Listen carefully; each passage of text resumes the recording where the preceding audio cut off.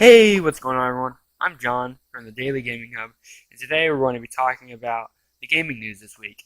First up is E3. E3 starts Saturday, June 10th, which we will not be able to cover because we have no way to, and it ends Thursday, the 15th.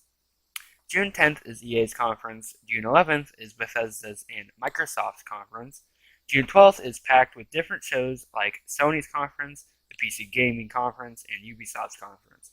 And the last and final day of E3, Nintendo has their conference. Some of the games we're excited to see at E3 this year include Red Dead 2, Destiny 2, Call of Duty World War 2, Star Wars Battlefront 2, and maybe, just maybe, Borderlands 3.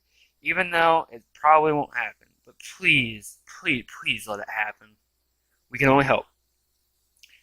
Let us know what games you're excited to see at E3 this year. Let's talk about our other news stories. Mixer, the new Microsoft streaming service, is dominating the social gaming industry with its superior technology. Honestly, I've heard a lot of good things about Mixer, and I hope it can compete with Twitch. Which I believe it can eventually, but it's fairly new, and we're going to have to give it some time before we can actually see if it can compete with Twitch.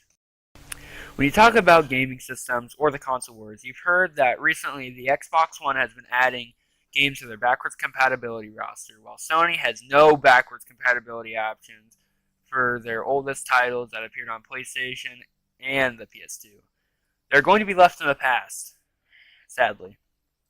When asked about this, Jim Ryan, head of global sales, had to say this: "I was at a Gran Turismo event recently where they had PS1, PS2, PS3, and PS4 games. And the PS1 and the PS2 games, they look so ancient. Like, why would anybody want to play this? But there's still some hope for the PS3 titles, so you can bet that PS4 owners are looking forward to playing some of their old games in the future." Friday the 13th, the game. A game in which we have been playing off and on throughout this week, but is definitely a little buggy and needs a little work before I can recommend it to you. Farming Simulator 2018. Though it is noteworthy being a new game, we don't really play this type of game, but don't let us discourage you from trying